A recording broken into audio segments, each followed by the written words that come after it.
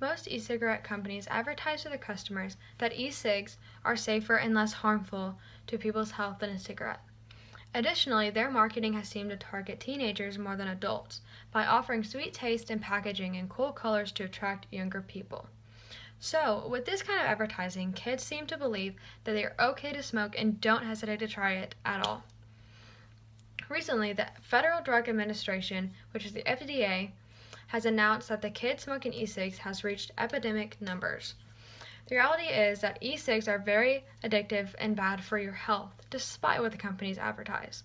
The FDA stepping in will hopefully fix these problems. The e-cigarette epidemic in the youth has gotten out of hand. One article said over the past several years, e-cigarettes were the most commonly used tobacco product by youth. In fact, more than 2 million middle and high school students were current users of e-cigarettes in 2017. The amount of students who use e-cigs is unbelievable.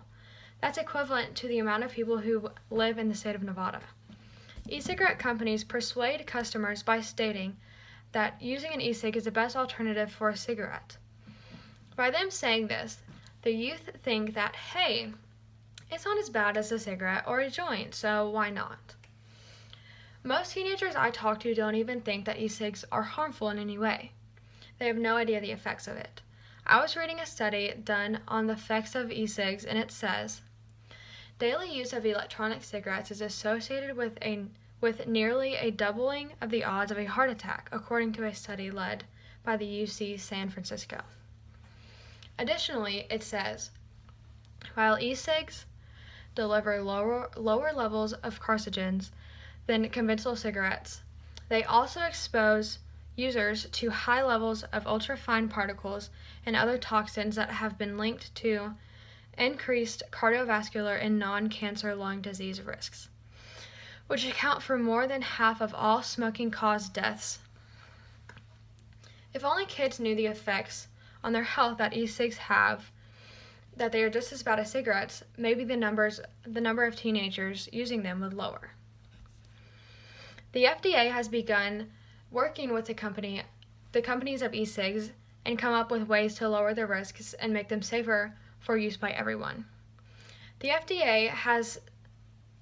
plan the FDA has is to reduce tobacco-related diseases and deaths, including our efforts to reduce the nicotine in combustible products to render cigarettes minimally and non-addictive.